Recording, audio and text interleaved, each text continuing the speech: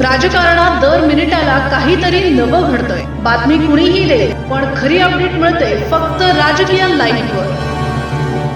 सांगली पेठ महामार्गावर गुरुवारी पुन्हा एकदा मृत्यूचा कहर पाहायला मिळाला.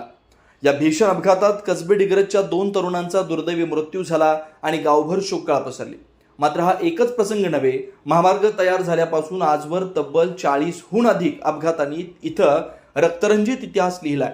अनेक कुटुंबाची संसाराची गाडी या रस्त्यावरच उद्ध्वस्त झाली.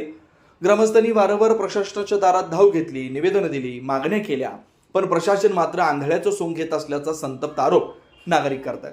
या निष्क्रियतेच्या विरोधात अखेर ग्रामस्थांचा आक्रोश उफाळून आला आणि शुक्रवारी सायंकाळी अचानक रास्ता रोको आंदोलन उभं राहिलं. या आंदोलनाने महामार्गावर दोन्ही बाजूनी वाहनांच्या लांबच लांब रांगा लागल्या.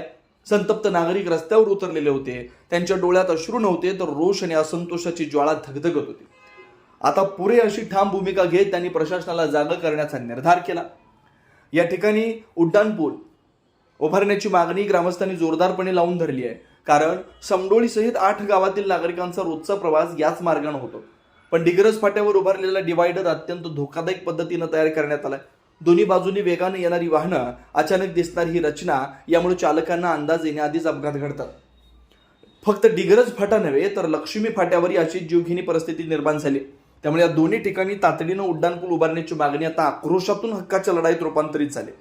अखेर अर्धा तास सुरू असलेल्या या तीव्र आंदोलनानंतर सांगली ग्रामीण पोलीस घटनास्थळी दाखल झाले. त्यांनी संतप्त ग्रामस्थांची समजूत काढत लवकरच बैठक घेऊन ठोस तोडगा काढण्याचं आश्वासन दिलं. त्यानंतर आंदोलन स्थगित करण्यात आलं आणि वाहतूक पुन्हा सुरळीत झाली. पण एक प्रश्न अजूनही तसाच धगधगतोय. आता तरी प्रशासन जागं होणार का, की आणखी कित्येक जीवांचं बळी जाईपर्यंत हीच उदासीनता कायम राहणार? राजकीय घडामोडींचा सर्वात वेगवान अपडेट फक्त इथेच राजकीय लाईव्हवर. आमच्या YouTube चॅनलला लाईक, शेअर, सबस्क्राईब करा आणि रहा राजकारणाच्या रणभूमीवरील थेट नजरेत.